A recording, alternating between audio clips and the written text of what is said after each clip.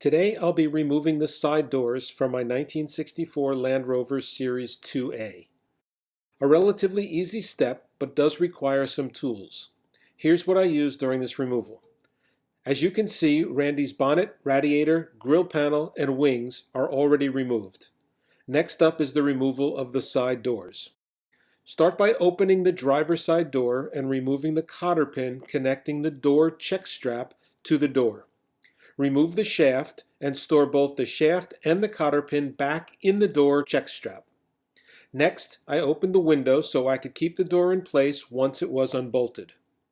Each side door is held on by two hinges.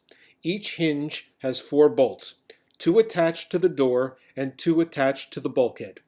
I decided to remove the bolts that attach to the bulkhead so the hinge remains with the door. Once the bolts were removed, I unlatched the door and lifted it away. I repeated the process with the passenger side door. 10 minutes, done.